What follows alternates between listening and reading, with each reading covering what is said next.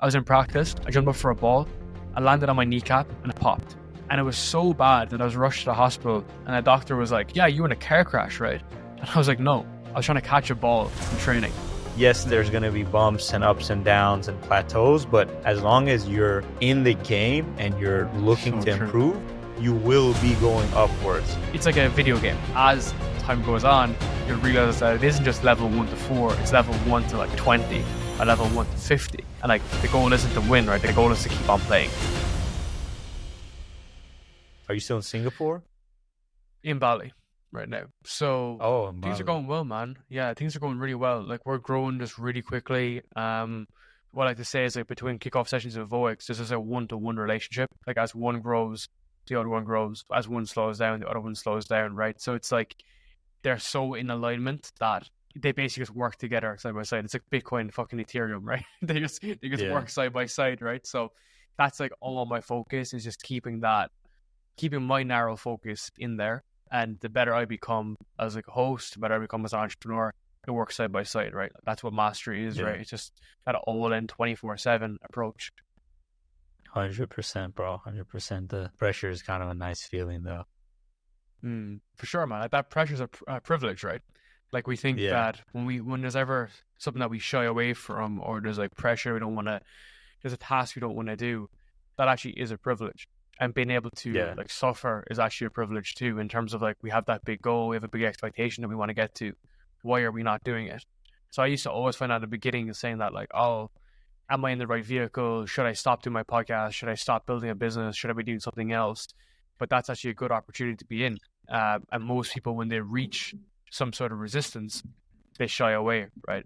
The amount of entrepreneurs I speak to, they hit the wall of resistance, whether it's like sales.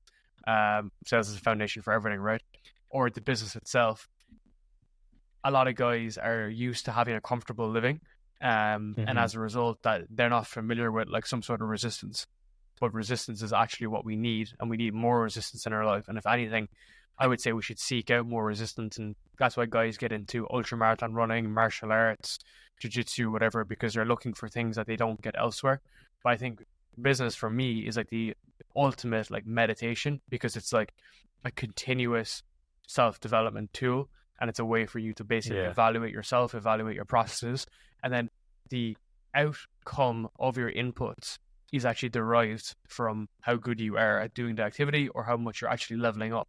Now, it's not always a one-to-one relationship, but for the most part, we have a lot of like linear. It's quite linear as a result. That's how I view entrepreneurship, life, business. To me, man, they're all the fucking same. They're all the exact same. You hit the nail on the head. That's the same way I like to refer to it. It's like entrepreneurship and business is like the ideal vehicle for self-growth. And exactly like you said, a lot of guys, especially as men, have to go out and seek adversity, seek hardship, because you can't control mostly what life is going to give you. A lot of people end up getting that through life experiences and life events. But if you don't get that, you still need what you're going to learn and how you're going to improve through that. So you have to go and kind of create it for yourself. So 100%. That's definitely... And man, the way I look about this, right, is the fact that people will often jump ship before developing one area. So let me give you an example. How many guys do you know that like build a business, and they build like a normal sized business, not anything like crazy, and the next thing they know, they jump to a different vehicle, or they get into like some crazy fitness excursion, whereas like they had a lot of the things that they were looking for in one vehicle, but they jump ship to another example. Like, let me give you a personal experience. My background's in bodybuilding. I've done a lot of running as well at the same time. You kind of can't do both, right? It's either bodybuilding or it's either running. They're both pretty much a juxtaposition. And I've often flirted with the idea of going into ultras. And it's something that I do want to do. And it's something that I know that I can do. But it's like, what's more important is building a potentially 8-figure business, and more important than running around a fucking volcano in the middle of Asia, right?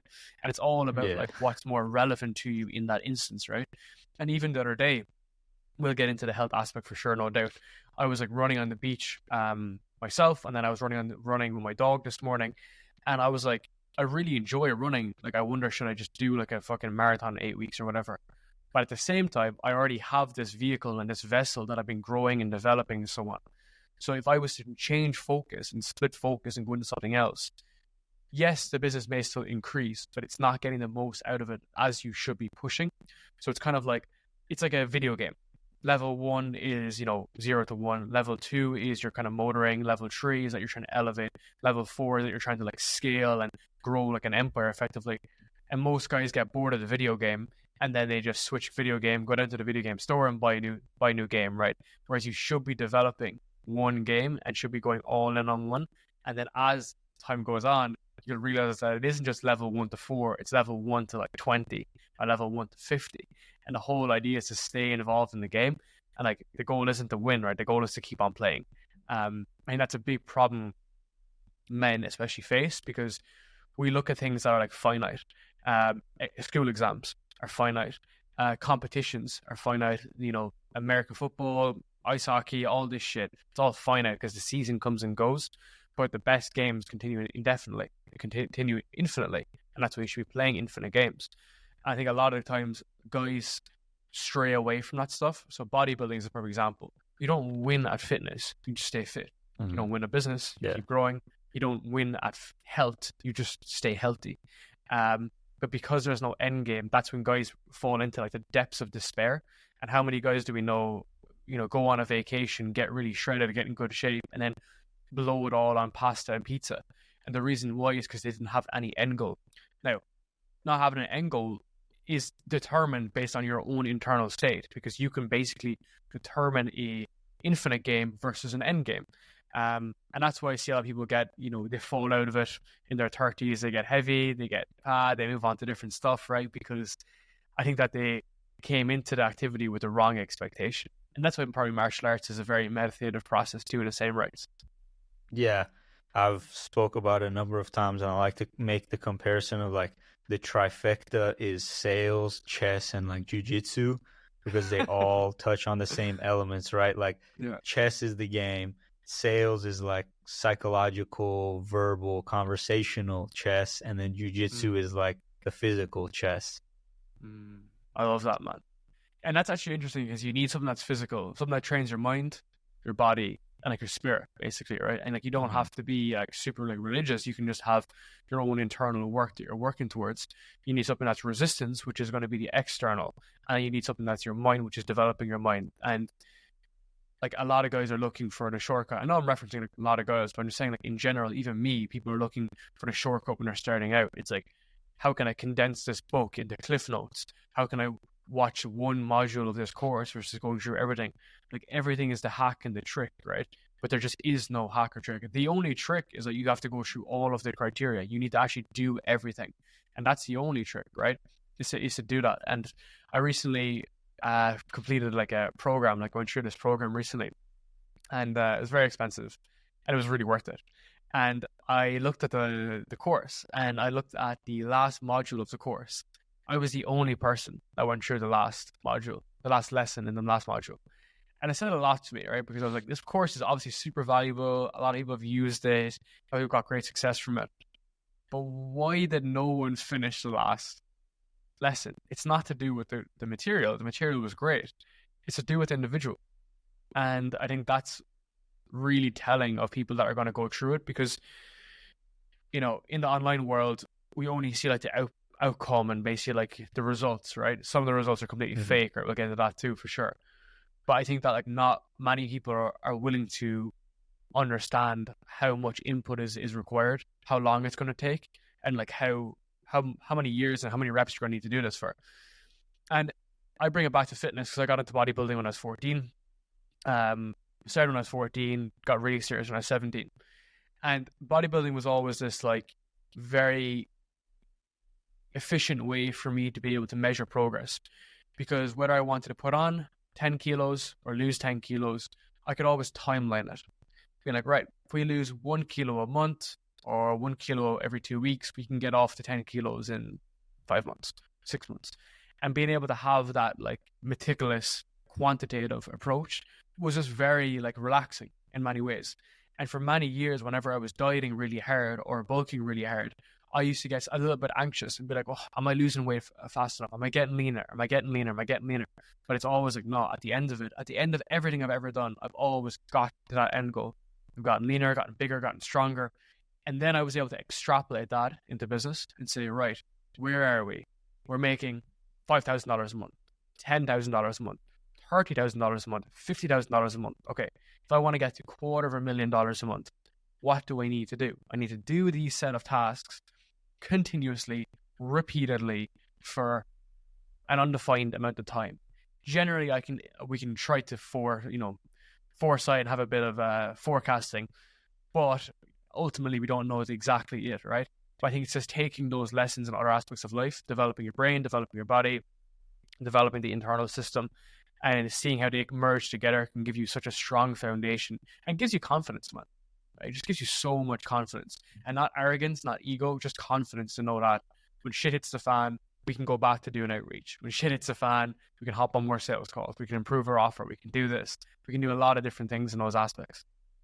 Yeah, bro. So maybe we could kind of circle back and you give a quick intro for those who may not know you. Mm-hmm. For sure, man. For sure. So to walk through it, I've been growing Kickoff Sessions, which are podcasts, for several years. I started really to search for like more fulfillment and purpose in what I was doing. I used to work in big tech companies.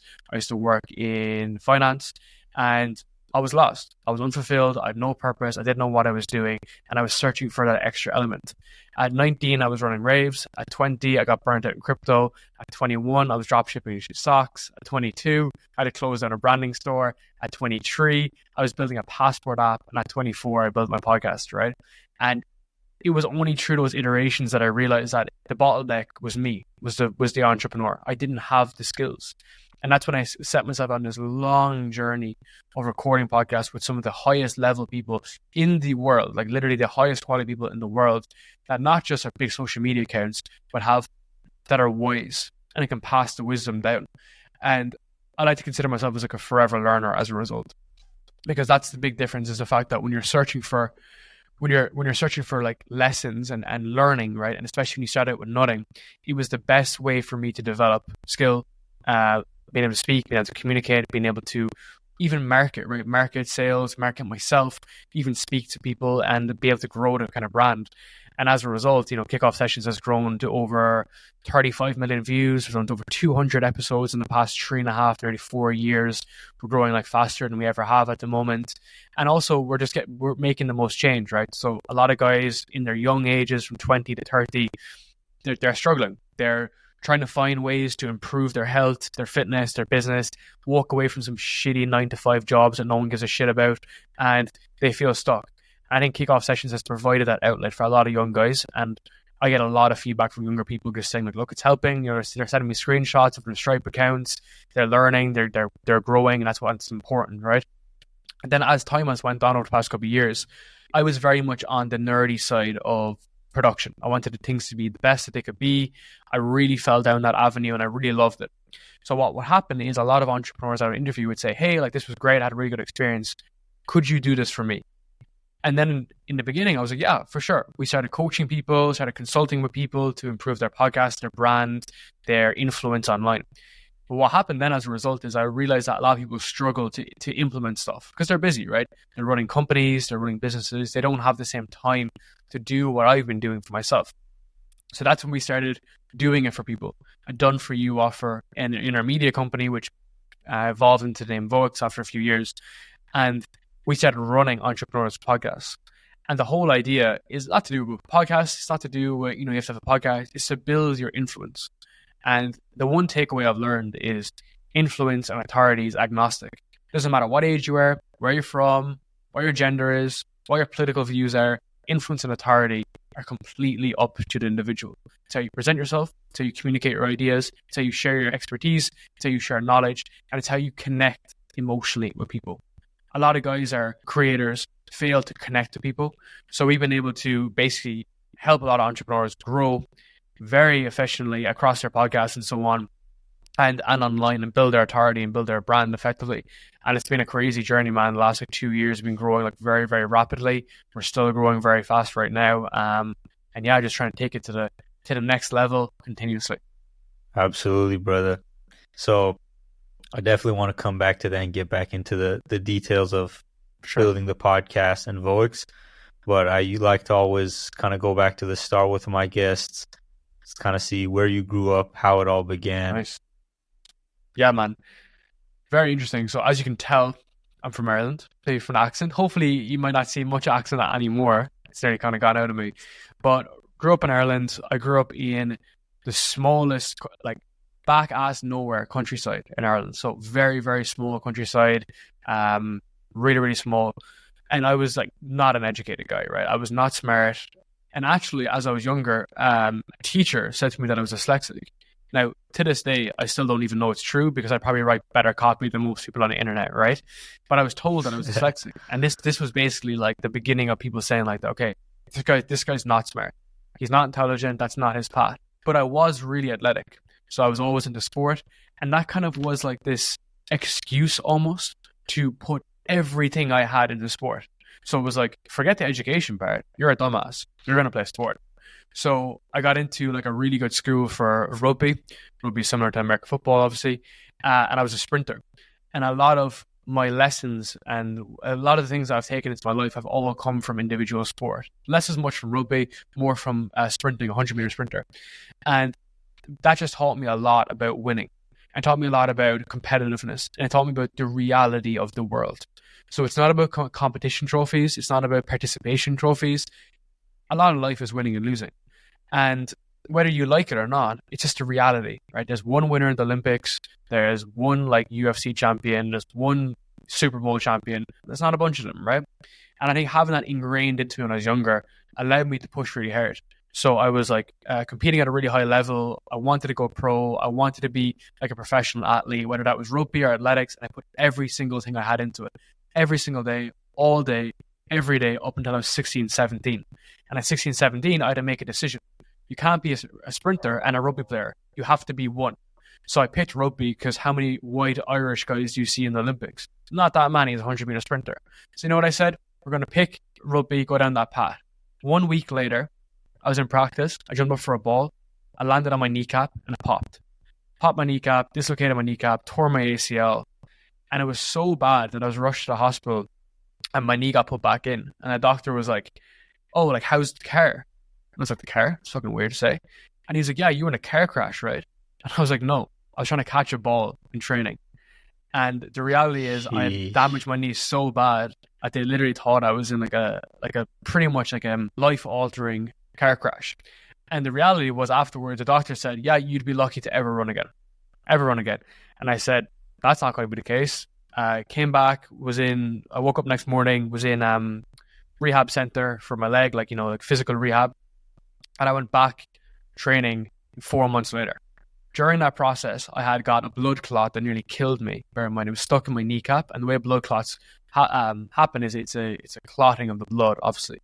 And if it goes past your knee, it can go up to your heart and kill you instantly. It was just below my knee. And no one had realized it. So I had a black leg. I basically had my leg nearly be amputated at that point. And I still was doing my recovery. I was still training. I was on a ton of medication that was to do with this blood clot that I had. And I still got back in 4 months. Now, in between that recovery, I was in these clinics with 85-year-old people that were like about to die, that were all getting like heart blood clots. And it was just me trying to get back to sport. And I eventually got back. So I got back running, so on. I got back onto the football field. But what happened was I just didn't have that, that kind of itch. Just something was missing. It's like something was just missing in me. And during that process, when I really fell into bodybuilding, because the only thing I could do, and this is when I realized that like all of life is all about personal responsibility. That it wasn't about what someone told me. It wasn't about some guy telling me about some recovery and I wouldn't be able to run again. It was about the responsibility that I could take and the actions that I could take that would dictate the outcome and the output. So what could I do today that could have a dramatic increase in the desired result that I wanted? And it was work. At the end of the day, I could control the work that I was doing, which was getting my recovery done, getting in the gym. I had a massive brace on my leg that looked like Forrest Gump. And I was in the gym at 6 a.m., bear in mind, training upper body, training what I could, lower body. I had 10 degree of knee flexion. Think about that now in the brace. And that just set me on this massive, I would nearly say like self-development process, but it was more external at that point. It was, how can I train my body? How can I like train my mind? And that really set the precedence for everything. Because at that point, why that's important is that the career finished with sport, right? So what do I have? No career, no education. I had 1 year before I finished school, so I had to do everything I possibly could to condense 6 years of education in 1 year. And thankfully I Were did you it. still 17 at that point? 17, 18. So my finals were when I was like 18 and a half, nearly 19 years old. So my finals of school. So finished the finals, scraped into university, like scraped into it's a really good degree. It's a computer science variation of it. And again, what was the lesson that I learned was that you don't need to be skilled. You don't need to be talented. You don't need to have any special background or have a special gift. You just need to fucking outwork everyone. So I just committed every single year to just working as hard as possible at university. And I was able to get like a 1-1 in 3 out of my 4 years, set like a really good precedence, but it was how I kind of elevated everything that I was doing. And during that process, I was obviously like highly in the matrix. Like I was working, I was doing the stuff that I was meant to be doing, right? And, you have to go through it, right? You have to go through these things to realize it. And I was in like investment banking in London. I was working in like a big like finance firm. And I love like the lifestyle. I love like the money that was coming with it, or the projected money. Now it never really happens in a 9 to 5, but I like that approach towards like input equals outcome. But at the same time, I wasn't getting that fulfillment. So even though I was basically like, working in these jobs, I was still building stuff online. I was building dropshipping stores. I was building brands. I was making decent money at the time. Now they all kind of blew up into my face in the end of the day. In the beginning, because you're young and dumb, you don't know what you're doing. But that set the tone, or that set the tone of like, it's self-ownership, right? It's ownership, it's responsibility. Like that's where these stuff lies. It's not an external stuff. It's not like someone else paying me. It's me controlling the outcome. It's not me relying on some physiotherapists. It's me relying on what I can do. And as a result, then I was kind of moved more into, I was still working in tech companies, scaling up tech companies. And that just gave some idea between the ages of like 7 to 20. So 7 to 22. So happy to take in any other direction from there, man. Yeah. What was the transition like kind of from school into workforce? Obviously, you were acquiring skills and going into the job market. Yeah, maybe what was that transition like?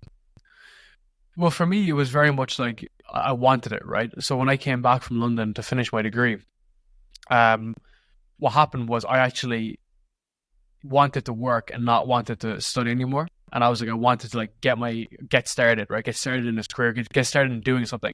So I actually worked at a startup, early scrappy startup, 9 to 5. And I did my college shit 5 to 9. I didn't even go to a lecture, man. I just did it in the library.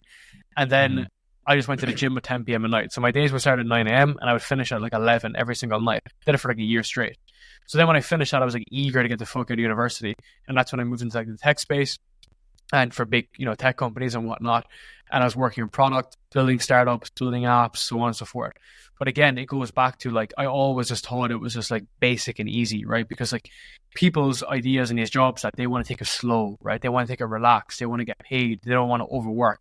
They don't want to work at weekends. They don't want to work late. So for me, I just always had that itch, right? That itch go back to the meaning and purpose again of why we started the podcast. Why I started is because I was in these companies and these guys were not resonating with stuff that I was resonating with. You got to fast forward, right? I was after finished building a few drop shipping stores and all this kind of shit, and some of it worked, some of it didn't work. And then I moved on to I wanted to go bigger and bigger and bigger. So that's when I was building a passport app, would you believe? So I was trying to get funding for a passport app. I was trying to, probably a good idea now, to be honest, many years later, but this was pre-COVID, was like I was literally in Dublin Airport. That's how crazy I am, right? I was in Dublin Airport going around asking people like, see your passport, like how much of a pain is this if you lost it? How much of a pain is this if you're on vacation, you couldn't find it? And like how much like stress does it cause you? Because it actually is a main causer of stress, right? And I was like, what would you do if you could digitalize it? If you could bring it into an app, or bring it into like a platform? And yeah, I was trying to get funding for that, right? And for me, it was like I was locked in a studio, or locked in like an office space in my apartment complex from 6 p.m. to 1 a.m. every day. And that period of time was more enjoyable than anything I could have done during the day. And they're the triggers. It's the wheels turning in your head. It's the stuff that I enjoy. It's stuff that I want to do. And again, couldn't get funding. back to the drawing board, keep on going. And that's when I was really deep down the podcast space in terms of like what I was listening to, what I was consuming. And these conversations that we're having today is exactly what I was having, when I was 21 years old. So we just transformed that, brought that into a platform that I could build. And the whole idea was that for so many years, I was chasing profit. I was trying to make something that was profitable. And instead, I changed something that was in my opinion, one of the best skills you can have, and then the money just came as a byproduct. Is the skill to inspire motivation. It's the intangibles. And the reason why it worked is because I wasn't chasing it came towards me. It took many years, many reps, but that was a big transition for me. And that's a short period of time, man. That was like all done within a year of being out of university. And then I think what's ironic is I talk about time a lot. I talk about the impact of cause and effect. And we do something today and we don't understand the effect and the impact that it has. And the thing with time is the fact that time is the variable that people don't realize with cause and effect. People say everything happens for a reason. What they don't realize is the fact that it happens under the variable of time that can never be fixed. We can never determine when something will happen. So how this works in the context of what I was doing was that when I was building stuff and learning skills and acquiring skills, and even in the early days of my podcast, turning the lights, just adjusting something one by one, the impact that has is months and years later. So when I was locked away in my apartment, building my podcast from the very beginning, spending hours and hours and hours, bear in mind, 6 to 9, I called it 6 to 9 shift, 6 a.m. to 9 a.m. and 6 p.m. to 9 p.m. every day, and an all day on the weekends. When I was figuring out how this stuff worked, I was building that skills that ultimately drew people towards me many years later and to this day, which is why we get so much people want to work with us, right? And they kind of, when people want to interact, they kind of try to like understand like how does he know this stuff? And it's not because I read it in a book. It's not because like I watched a YouTube video or a course. It's because I just did it for so many more hours than what most people would recommend you to do, to the point whereby like it's borderline addiction. And that level of obsession is actually required to get anything meaningful done in the world. Like anything meaningful. Look at anyone. And I don't even mean like, don't look at Jeff Bezos, don't look at Elon Musk. Look at someone who's like handcrafting a small piece of art or decoration that goes up on the wall. The guy is spending 14 hours a day like crafting it and adjusting it and moving it. And a lot of these guys don't get to see the light, right? They don't get to see, people don't see their work.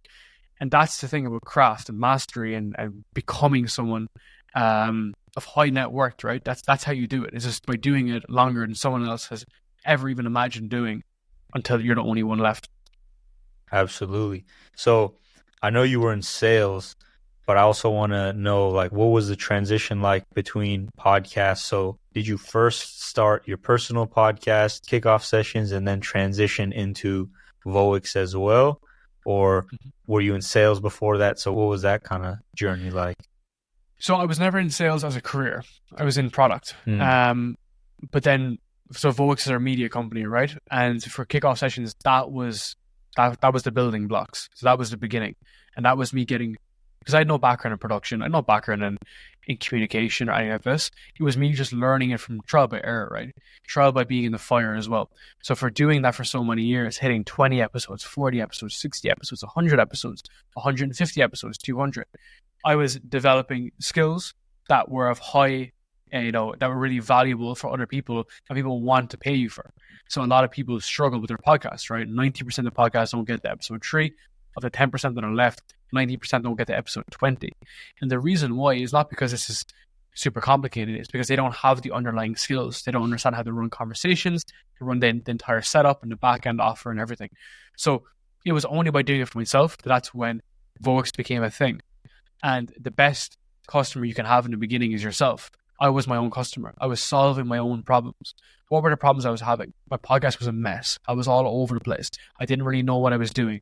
I was stressed. I was overwhelmed. I had loads of issues with the pressure and the time management of it to make something great. So what if we could do exactly that for other people?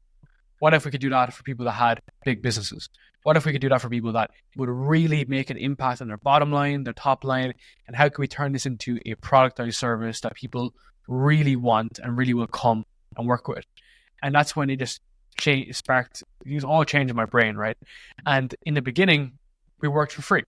I recommend everyone works for free in the beginning because You learn so much in the beginning from working for free because you get paid to learn. You've creative freedom. You can do whatever you want in the beginning, and it's okay. It's for free, right? So we were making these small adjustments to random podcasts on the internet for free. And I was crafting an offer, building a base, getting testimonials, and it was so effective because I could see, like, okay, this is a plan. This is the path. This is the way forward. And for anyone that, you know, isn't familiar with podcasting, you don't even need to know anything about it, but it just, there's a lot of things going on. There's a lot of shit going on. You got guests, you got recordings, you got editing, you got production. And to be honest, a lot of the industry is a mess. It's a mess in terms of like how scattered it is. And there's opportunity there. Opportunity there for software companies, opportunity there for different products. So what we wanted to do was go from kickoff sessions into Voix, build the Voix up, really like build our business and our brand in there. And yeah, you know, as a result, I would say that if you thought of Darren Lee, you should think of like one word, and it should be podcast. And that's what we're trying to build with our brand, is that affinity. And yes, we got other things we're interested in. Yes, I'm interested in fitness and health and food and travel. But when you look at me, you just think of podcast. And that's how you become a category of one. I'd say you literally sit in a category that you can't compete with. And I like to say that I don't compete with anyone. I just compete with myself. I think competition is for losers. Peter Thiel said it best. So I think the best way you can do is just to compete at where you were at yesterday and just try to get better from there. Absolutely, brother. It's interesting because it sounds like, compared to obviously maybe an average early 20s male, you were very dialed in and very focused, because it sounds obviously like you starting kickoff sessions, it was originally a passion project, right? Because you were still working at the time. Yep, so for sure. Starting something from passion, but being so dialed, because, you know, you think of an average guy in his early 20s, they're not grinding away like that and being focused. Like you said, you had a raving business. That sounds like more like what guys are doing in the early 20s, right? Dabbling in all sorts of things. Like, obviously you touched on it a little bit, but like, what would you say maybe in your life or about your personality was it? Because even before you started the podcast, you sounded like you liked what you did for work, but maybe it wasn't the same level of passion. What do you think it is about maybe you or your life experiences that led you to be so dialed and just focused on your mission and your purpose at such a young age? Two things. So answering that question specifically, I think for me, it's the fact that I know I'm not the most talented, and I know that I can outwork people, and outworking or working hard can make up for talent, and obsession can outbeat any raw talent. So if you are truly obsessed with something, it doesn't matter how talented you are. Let's look at sport. I used to be a sprinter. A lot of the guys that I would run against were shit hot. They were 6'3", super fast guys, really talented. Like, they had really good like genes for sprinting, right? They were really like high performers, but they got complacent. They got lazy. They didn't train as hard. They didn't work as hard. And they used to come first, second, third. Then they started coming in fifth, sixth, and seventh, and eighth, and not even qualifying for the finals. And I always thought about that, because a lot of the guys that have the natural talent, it's a curse. It means that they get lazy. And even people that come from money, it's a curse. They don't understand the true value of a dollar, or the true value of getting there, right? Getting onto that mountain. So looking at those aspects, and even for myself, I was not like a natural sprinter. I was not like a natural like bodybuilder. I had decent genes, but I wasn't like really, really high quality. And it was just work and continuous repetition. So I always knew that if I ever fell down in an area, I could offset it with work. Let's give a few examples. So I'm not tall, right? I'm like, on the best of days, I'm like 5'7". And when I was younger, I played rugby. A lot of the guys, the big guys on the team, be like, he's like small, whatever, he's a small guy, whatever. But I was always better conditioned than him. Think about it. I was in better fit. I was more fit, more like to say aesthetically fit. I was lifting more than a lot of the heavy guys. So some guys 200 pounds. I was 160 pounds. And I was lifting more than them. They were 220 pounds. What am I on about? 220, 240 pounds. And then you could never argue on that, right? Similarly to do with my writing, let's say, dyslexic. You can say this guy's dyslexic, he can't spell, all this shit. But I write every single day. I write newsletters every week. I write sales copy. It converts. We've made hundreds of thousands of dollars. You can't argue that my copy is not good because it converts, right? Same with my speech. I didn't have like strong speech when I was a kid. Like, Irish accent is very strong and so on. I had to work that out of my way to get US clients, to get US podcast guests, to reach a US audience. I had to improve my speech. So I think that a lot of times anything you have that's almost like a negative or detrimental, you could outwork it. And that just comes with time, right? And I think young guys, you just need to see a small bit of success or a small bit of positive feedback to know that, yes, I can get better. Yes, I can improve that. And that's all that I'm looking for. So even when I was doing sales, founder-led sales for a company, I was good at it. I was kind of naturally talented. I was naturally kind of good at it. I liked to listen to people for my podcast. I was probably an active listener. And I just was good at it, basically. And I was able to kind of develop it, but it was like keeping that up and developing it. And now, as a sales manager, I realized that a lot of my strengths actually come with people. As that, even though my girlfriend might say differently, I would say I'm quite patient with my team and so on. So I can happily sit on calls and like I just walk them through process and stuff over and over and over again. And you lean into those different aspects. So I think that's a good way to develop like the relentlessness. Now, to go back a small bit, you said that like I was like dialed in when I was younger. So I was dialed into like fitness because it was probably like an external, aesthetic that I wanted to hold so I could get girls, right? Like, but also you have to remember that I was also a degenerate in my early 20s. I was doing the stuff you should be doing as an early kid. I was partying, I was traveling a lot. I was like in Ibiza every single year. I was going to all the big events. I was doing like 2-day sessions, 3-day sessions, 7-day long festivals and stuff like this. And I was actually building a lot of life experiences. So I think that degenerate phase is actually important for guys in the beginning because you kind of work it out. I got into my degen phase early. I was 19 when I got into it. I was out by the time I was like 25, I would say, roughly. A lot of guys get into it a lot later, right? But I remember the reason why it worked kind of well for me was because I wasn't a partier that was out every Thursday, Friday, Saturday. I would say, all right, me and my friend would say, let's go to an event in like 2 months' time. We would grind. I was working a bunch of part-time jobs. They're all a bunch of shit. I was stacking cash. I was also training in the gym, getting fitter, getting healthier, taking breaks, and then having that release. So I had probably a good understanding of delayed gratification. And if anything, fast forward, I probably don't give myself gratification as much as I probably nearly should at this point anymore. But I think having that kind of like reward and hard work time worked really well. So even though I was partying a lot, I was still getting that work done. Now, I would argue, hindsight, I could have made a lot more progress if I wasn't partying. But I do think that it is valuable. But I just think that everyone should cut it at a time. I remember leaving university, and I had a bunch of close friends that we completely lost contact with. And it was because of partying. Like a lot of guys, like they had partied so hard that they had honestly altered their fucking brain, man. They had literally changed their brain and they just became different people. They became like a fucking potato, effectively. And over university, that kind of like tangled. So what happened at the end of university was quite interesting. I remember hearing people say like, don't make your college habits your life habits. And that's to do with partying, smoking, drinking, drugs, whatever you get up to university. Don't make that your life habits. And the second I left university, it was always etched in my brain. Now, I wasn't an angel.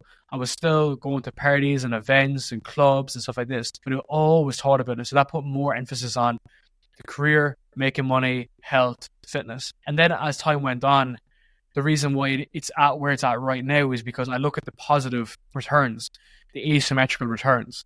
So when I've quit alcohol, which we can get into, the impact that's had on my business and my life and my relationships is crazy. It's crazy, the positive impact it's had.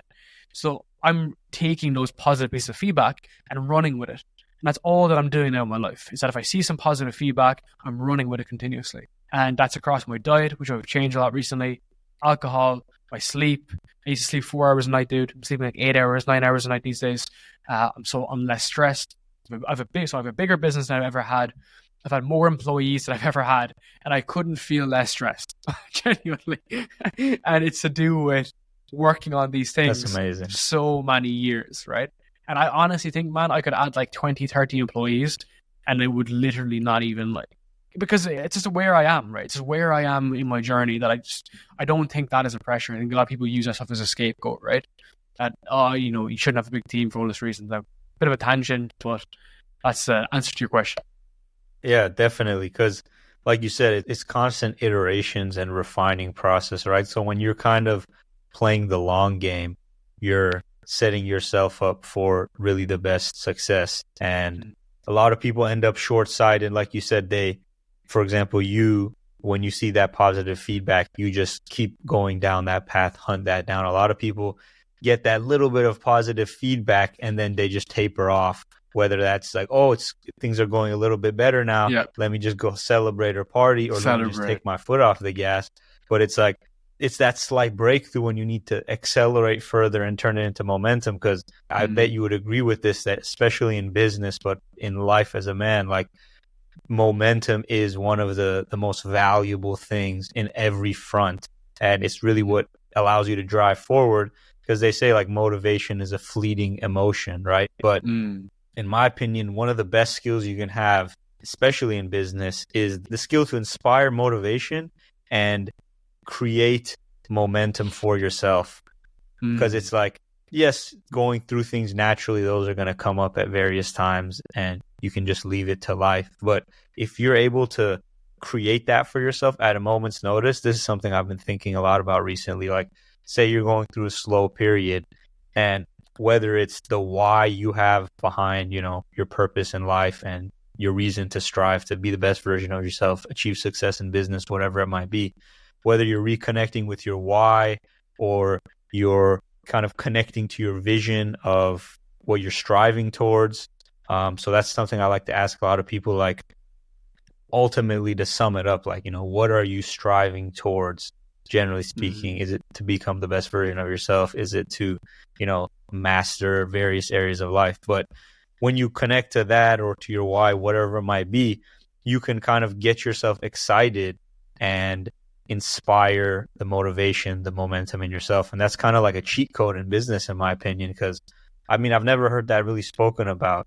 And when you think of really, when you are the business, like you said, running a big team can be challenging because there's more moving parts. But ultimately, if it comes down to you managing it or being a solopreneur, which is very popular nowadays, you are the business. So the business can only do as well as you're doing, which is something that, you definitely reflected in the things you were saying.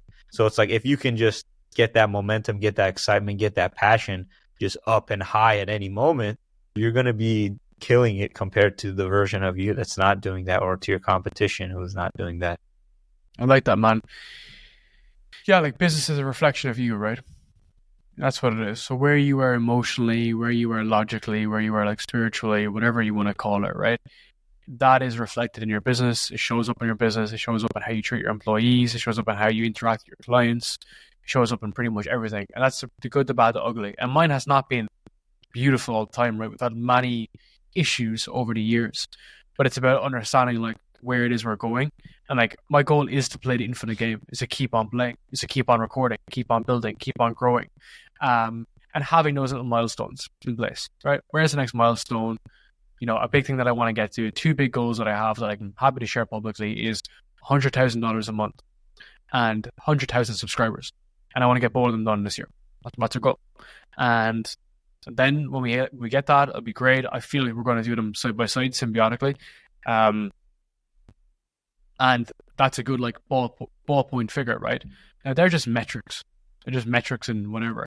If I don't get them, will I still be happy? Obviously. I'm still going to be like pretty happy, right? I don't suck VC's dick, right? I don't have any responsibility, run my own business. If I don't like a client, we don't have to work with them. If I don't like a prospect, I don't have to take business, right? These are just important metrics to have to make sure you're moving forward, right?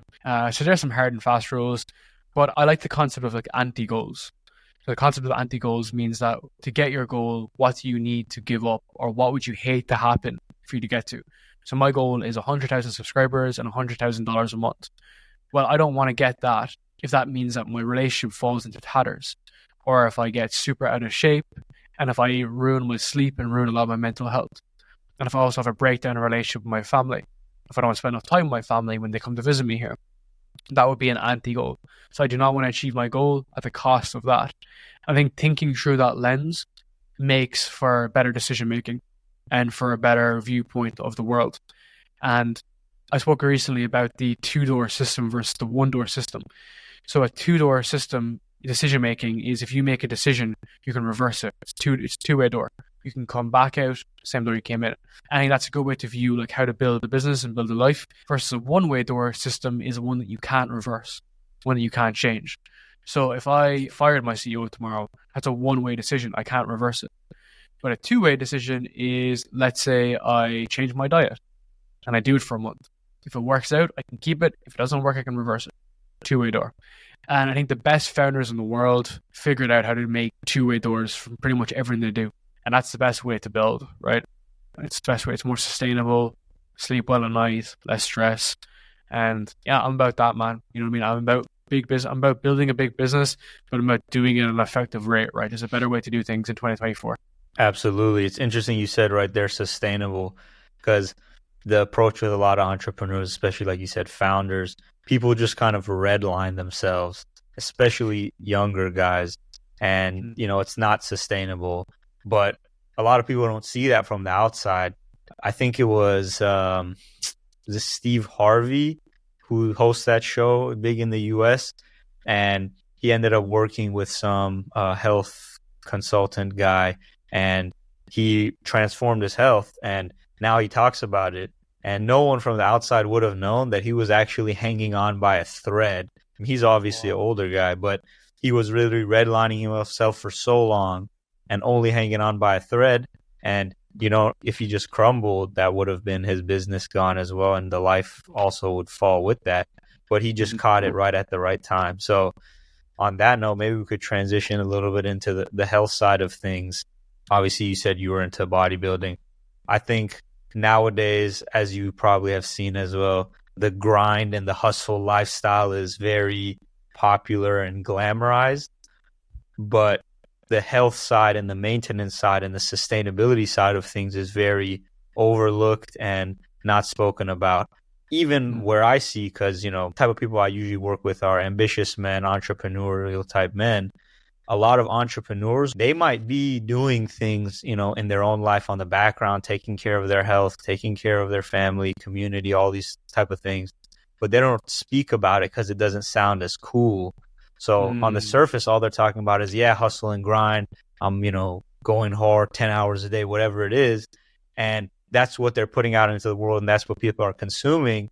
But on the back end, if they're smart, they've, you know, got to the point where they're not actually doing that. Like, yes, they're still working hard, but they're also taking care of themselves. So, interesting. Yeah, on that note, we could speak a little bit about maybe what was your health journey like after the injury, after leaving sport and bodybuilding? Because I'm guessing also in that time frame, once you started the podcast, mid-20s, kind of left the degenerate lifestyle behind, that there was a shift maybe in terms of the health things at that time, but also I'm guessing as you got more focused into the podcasting, out of the degenerate phase, some other aspects of your life probably changed as well. Yeah, man, and it wasn't always linear, right? Because like for me, it's always been like bodybuilding and aesthetics. Like it was always like that super lean, you know, 10%, 9% body fat, like aesthetic look from when I was young. So I always had like my nutrition dialed in. And we'll talk about that nutrition as well. But like I was always the bodybuilding style food. So it was like the fucking broccoli, chicken, and rice, right? It was way more geared towards just like hitting your macros. Now that does work for health to like 85% because, you know, you're eating 2,500 calories, you're hitting your protein every day, your fat's pretty stabilized, your carbs are restrict themselves depending on where you are in your diet. Now that worked for so many years, and that was integrated with a party lifestyle, that was integrated with a work lifestyle. But what I found is to put on more size, I needed to add more fuel to the fire. So I've had a high performance coach for the past couple of years. I was at around 24, 25, maybe 26. I had kind of gone around in circles with training for quite some time. So I was still really fit, still really healthy. You know, I was running marathons and shit when I wanted to. Like I was in a good condition, but I wasn't getting better. It's the difference. Is that I was caught at my level and I wasn't really elevating from my current level. So I wanted to increase my capacity, increase my performance, and that's why I started working with a coach. Now, the first phase on this, which was completely driven by me too, was to get bigger. So I went from like 75 kilos to 85 kilos. And to do that involved a lot of carbs, a lot of training, a lot of eating, right? And that had a big impact on my actual performance and on my podcast and on everything because I was eating so much carbs, it was actually slowed down by the process. My sleep was impacted. My sleep was a lot lower. But these are bodybuilding goals. So if you want to become a bodybuilder, you have to do these things. And it's part of the course, right? If you want to be an entrepreneur, you have to work late nights and out weekends. It's a feature, not a bug. But I'd come to my end of my phase of just getting as big as possible, right? Because I'd done that up until I was 26, 27, so maybe about a year and a half ago. And I was really, really big. I was moving a lot of weight, but it was out of shape to some degree, and it was a bit unfit as a result because you're just bigger, right? So then when I started coming back down, like dieting during that phase, I did like a 6-month, 8-month dieting phase. And because my carbs were like lower, I was getting super dialed in. My fitness was up, my energy was up, my health was up, my sleep was improving. I was off alcohol at that point. I'd come off alcohol and I'd become way more like in tune with my body basically. But what I noticed is the fact that because I was on lower carbs, I still desired the carbs. My body still wanted the carbs. So when I wouldn't eat between 3 or 4 hours, I would get really bad cravings. And I'd need to have the carbs, and I'd have the carbs, and I'd still would sit on my diet, but it was having a big impact. So what I noticed was that even though I was super lean, I was not like super healthy. This is the thing, is that I was eating my greens, eating like vegetables, whatever, but it was not really that like effective, I would say.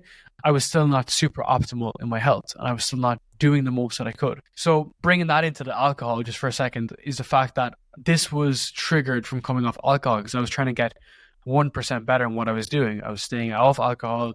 I was racking up the months. My health was getting better, but I knew it could get better again, right? So it's only been very recently where I moved into an animal-based diet. So, and the reason for this was the fact that I noticed as an entrepreneur on carbs, my focus was going up and down. Now, it wasn't crazy, right? It wasn't like I was eating like a fucking cinnamon roll, but it was like, why am I tired at 2 p.m.? Yes, I worked till 7 a.m., but why am I really tired? Like, I'm fit, I'm young, I'm healthy. What's going on here? So what I did was, before I moved to animal-based diet, I got my testosterone checked, and it was 720. And I was at the end of a cut, very lean, like 9% body fat, 10% body fat. And then I've moved to an animal-based diet. So now I'm on just red meat. So grill, ribeye steak, liver, on around 10 eggs a day, no carbs, no grains, no seed oils, just like avocado, fruit, and fermented fruit. So fermented veg, sorry. So like kimchi, pickles, sauerkraut, and some raw milk. I have a bit of an intolerance to dairy, but some raw milk, not too much, because I don't actually want the carbs from the dairy. It's interesting. I don't want the carbs from the raw milk, and it's all geared towards focus. So since I've moved to an animal-based diet, I haven't got my test checked yet. I'm going to wait about 4 or 5 months, but my performance in the gym is up. So I'm actually improving more. I'm moving up in more weights. I'm more dense than I've ever been. Even though my calories are a lot higher, probably around 2,800, I'm leaner than I look. I'm drier. I have less inflammation. I have less stress, less anxiety, because I don't have like the highs and lows of my food. I can handle like pressure a lot better, and my focus is literally super fucking sonic at this point. Like I can literally sit here and record literally hours. I was in a podcast last night, and 2 hours had passed by. It was my first 2-hour-long podcast that I was doing, and I was like, I could have done another 4 hours, another 2 hours, let's say, for 4 hours in total. So that level of like focus has been crazy, and I'm excited to get my tests checked again in 2 or 3 months' time and see what the progress is going to be like, right? But it's been crazy. The transformation has been crazy. So if I was to just sum up this, my observations is that like you don't know what you don't know. I trained with a bodybuilding diet for so many years, and it worked. It worked great. But there's always a better way. There's a vehicle. There's another opportunity, right? There's another way. And some things is that like, you know, we get caught with our own perpetual loop of what we think was right. I'm not right about anything. I'm probably not even right about this animal-based diet. I could be wrong about it. But it's only until you test it and you check it for yourself that you see does it work. It's working really well for me now. It's great convenience as well, right? Because I don't track my macros anymore. My coach tracks my macros for me, but I don't track them like by weighing. And it's led me to have a better, more optimized like life towards like focus and business and everything. So it's been very, very powerful from that side. And I just think that like you need to kind of test this stuff for yourself. So I feel great. My sleep is up again to like 9 hours from where I used to be around 6, 7. And yeah, man, it's been awesome. That's awesome to hear.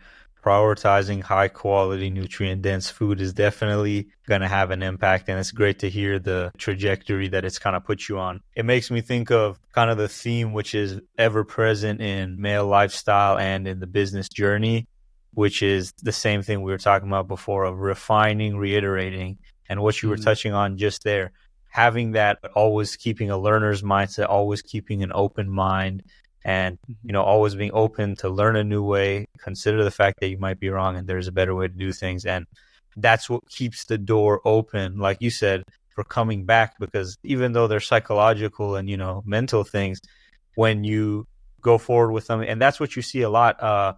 I'm guessing you've heard of like Paul Saladino, what did he call himself? Carnivore MD. He's one of the guys who popularized the animal-based diet. And these diets have carnivore, keto, vegan, vegetarian, paleo, right?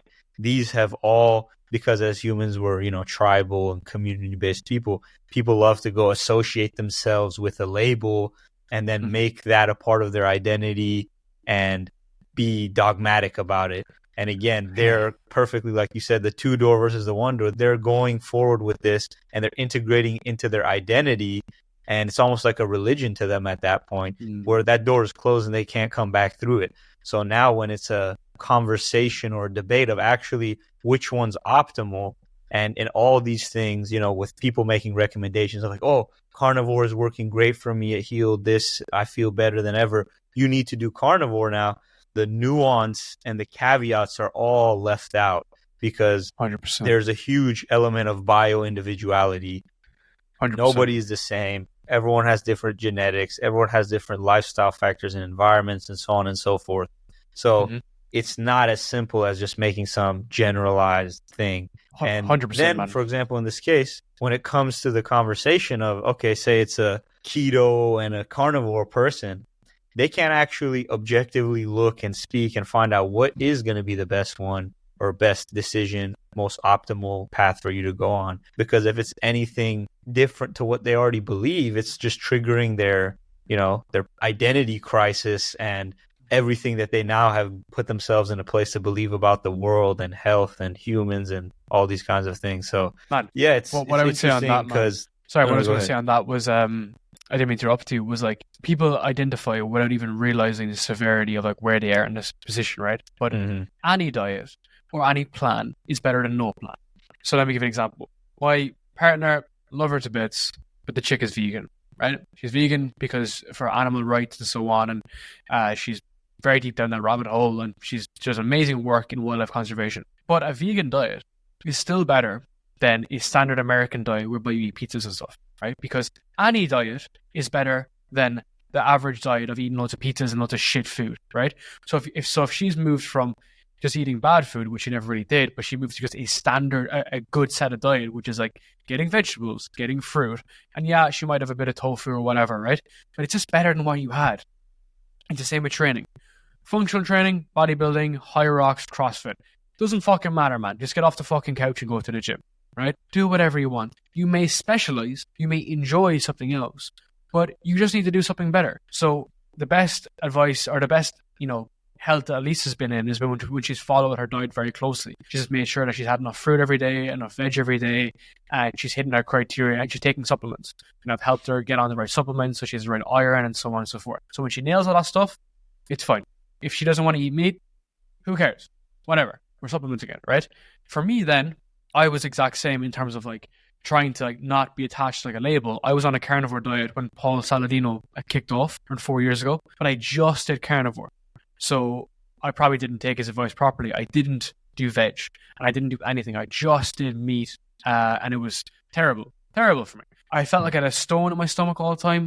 I was kind of broke at the time, so I couldn't afford high quality meat. So I was probably eating like pork and it's like fattier meats a lot of times. And I felt like shit. I had no pump in the gym. 25 days later, it fell to pieces. And I was like, look, this is bullshit. It's not suiting me. I need to get off it. I could have stuck with it. God knows. However, this time around, the reason why I changed is because I met Oscar Vore initially. And he wasn't really into bodybuilding, but we had a really good conversation, right? So we had a good conversation, and I was like, yeah, as an entrepreneur, this makes sense. It's on my channel. You can check it out. I think someone actually said that I got blacklisted on YouTube, would you believe? But anyway, we had a good conversation, and I was like, yeah, man, like I respect the points, great points, but I just don't know there's a fit towards me as a bodybuilder. And then I met Colin Jurgensen recently. Now, that's not to say anything bad about that, by the way. That was a great conversation, but I was trying to see how we fit to my model. Then I met Colin Jurgensen recently, and I was like, you've been bodybuilding for years. How's it been for you? He's like, dude, I was on the traditional bodybuilding diet for many years. 3 years ago, I moved to an animal-based diet with raw honey, milk, raw milk, raw cheese, fruit, veg, and it's been a game changer. And he broke me down as a bodybuilder how I would do it. So I was like, okay, cool. This is, I think, something that I didn't think would work for me, but now it's worked because of the case study that's relevant to me.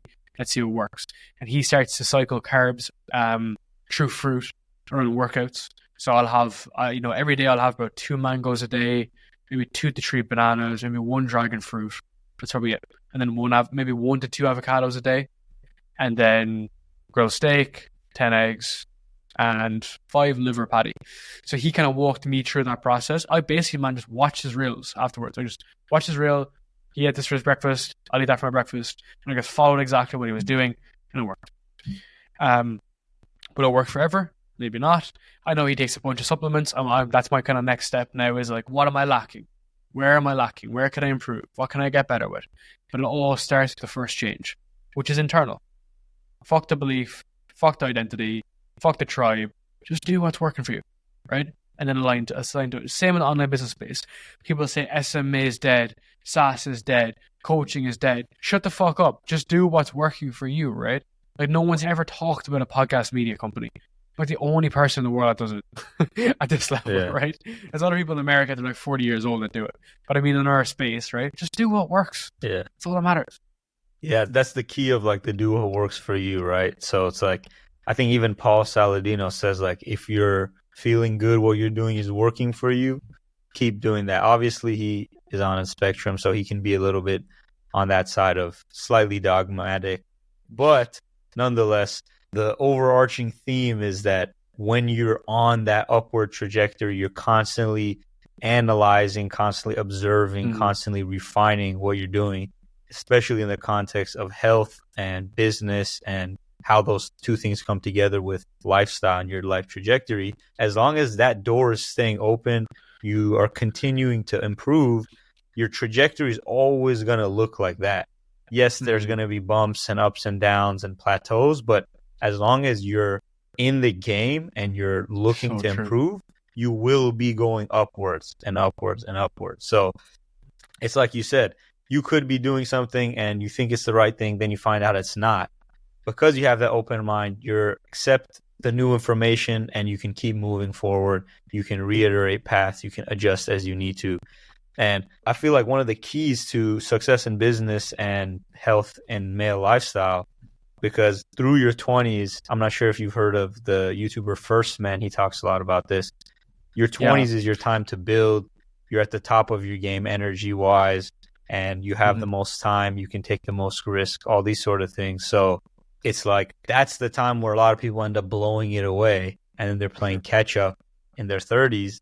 But when you're dialed in, focusing really, in my opinion, the two biggest things in male lifestyle, health and your work, whether that be business, whether that be a job or a career, whatever it might be. Those are the two things where they have the highest ROI in terms of like your quality of life, not in terms of like happiness, but, feeling good, feeling fulfilled, feeling purposeful. Other than that, family, community, love, those 3 boxes are going to be the highest ROI. So the sooner someone processes that and prioritizes those in their 20s, gets dialed in on removing the clutter, removing the noise and the distractions, and just dials in on those, the sooner, the trajectory goes upwards and accelerates faster and positive changes come. And like you said, it's the long game. And yes, results do come quickly. Perfect example is you just switched to animal-based diet and it hasn't even been that long and you're already feeling significant positive changes. But even if you're doing the right things, you can't always expect to see the results so quickly. So doing the right things is just a prerequisite to being able to be on that upwards trajectory. And then you have to stick to it, consistency, to then see the results. Same exactly how you were saying, business, you have to do the right things for an extended period of time, indefinitely. It's the same thing in health. Although you can accelerate things, you can. The breakthrough does happen, right? Exactly. We just don't know. We just don't know how long with time. Yeah, that's great to hear, man. So kind of going back maybe to business side of things a bit, obviously being a high performer as well, you're not relatable to a lot of people, and that can kind of distance you. So I guess what was the process of that like for you? And maybe after the fact of growing into meeting like-minded people, building a new community, and finding people that you connect with in this new version of yourself. So I think for me, I'd always lived away from Ireland for many years, or I've been living in Asia for many years. So I've been kind of on this like personal journey for many years. I've been recording lots of podcasts for many years. So when I have met like, you know, my kind of like old friends, like there's no like bad blood or anything. A lot of us still get on really well, which is really good. I just don't see them as frequently. I don't speak to them as frequently. I had a mate recently, one of my best mates, actually stay with me in Bali. And it was great because we were able to, you know, almost kind of compare and contrast, right? He stayed in finance. I didn't stay in finance. He has job security. I don't have job security. I have higher earning potential. He's happy with the trade-off, right? So it's like a trade-off, right? And we, as a result, we still got on really well. We're both very similar individuals. We just basically have taken different paths. Chill. Great guy, whatever. But then for myself, dealing with the kind of other part of like letting go and stuff has actually been a bit of a problem for me for sure, because I've had people that, you know, almost competed with me, which is really weird. Like they were friends and they wanted to compete with me, and it became this like massive like dick swinging competition.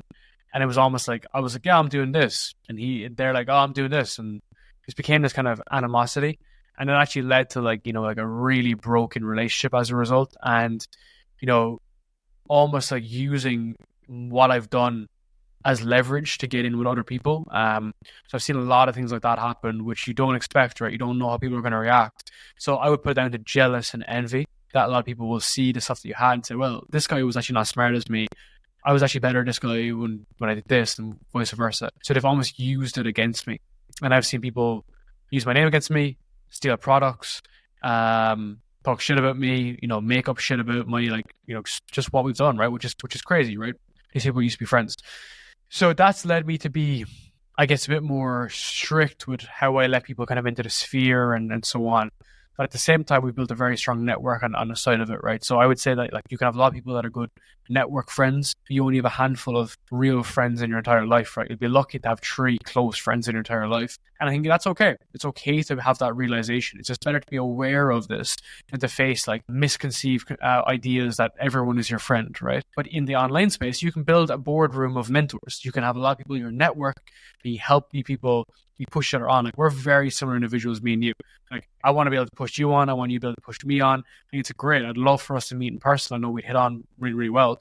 But until then, we can be like network friends, right? Because we're in a similar space. I think there's nothing wrong with that. We have that network of individuals that we build, which is cool, right? That's the opportunity. You no longer have to go down and try to find friends in the real world.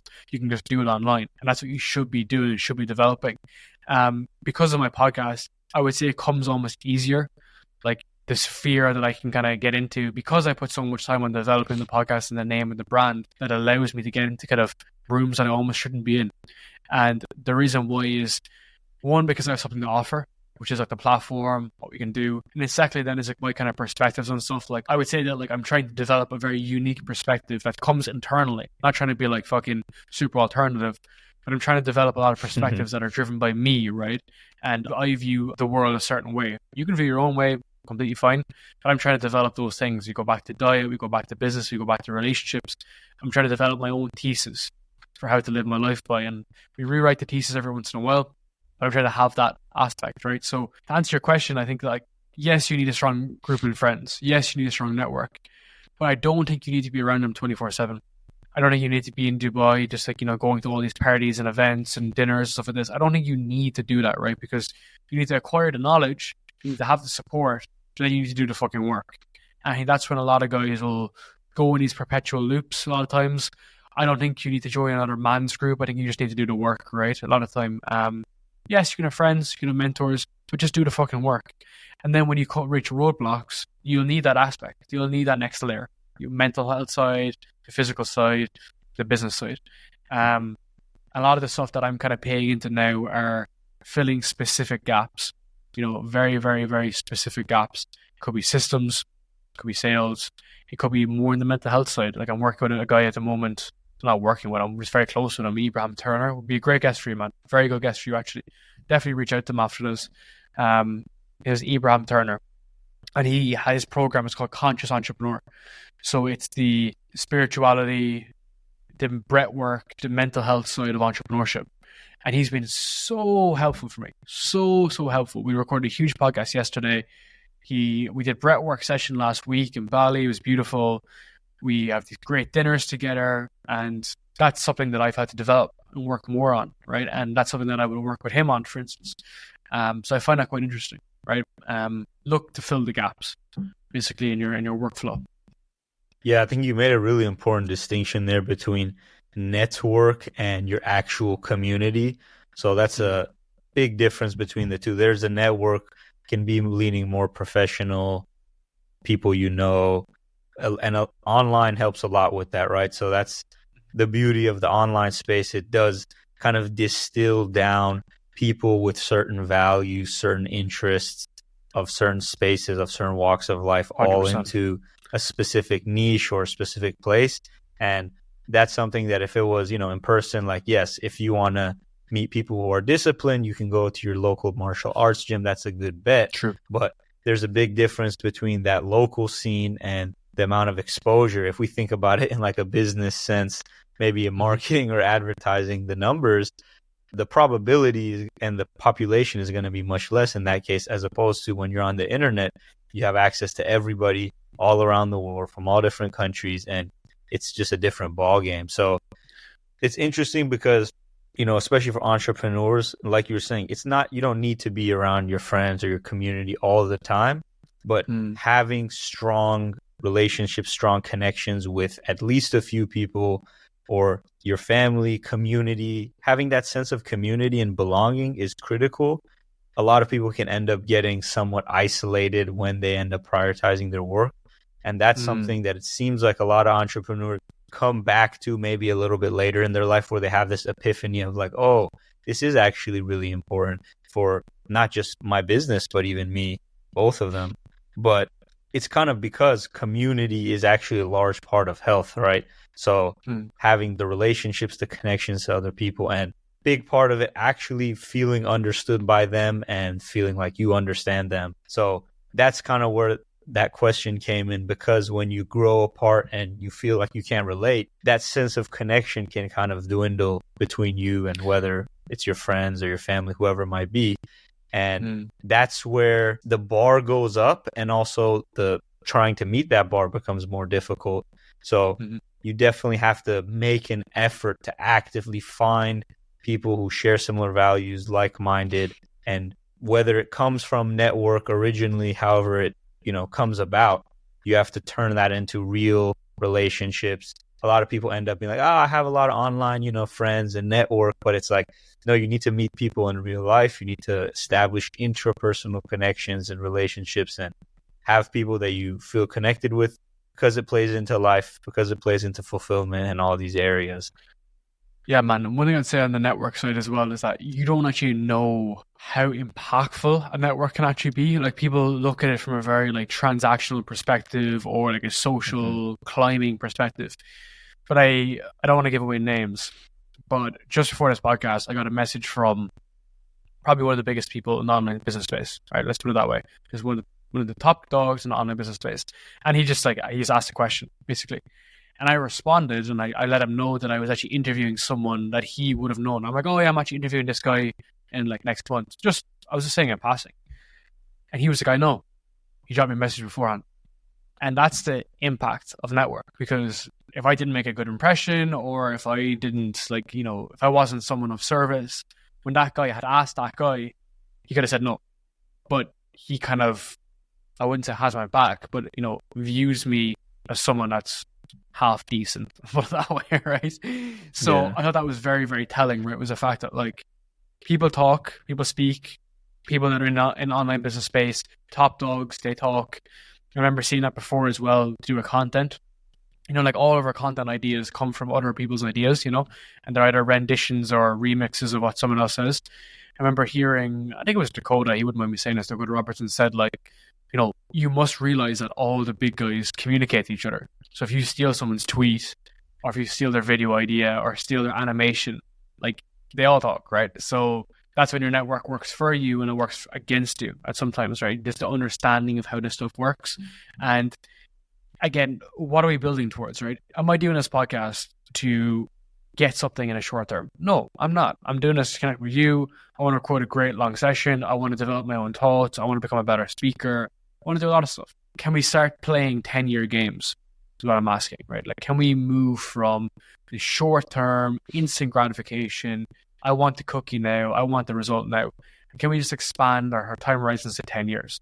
Can we do this activity for 10 years straight without looking for reward, without looking for the quick win, without looking to get a number up on someone, without looking to keep tabs of who's winning and who's losing? And just can we keep on playing infinitely?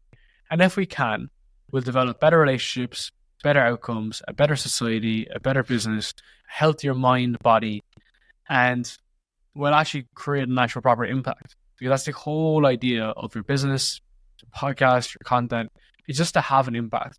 Whether it's younger people, people that one step behind you, 100 steps behind you, or even steps ahead of you. Just have an impact and just do things that are authentic and to you, right? Absolutely.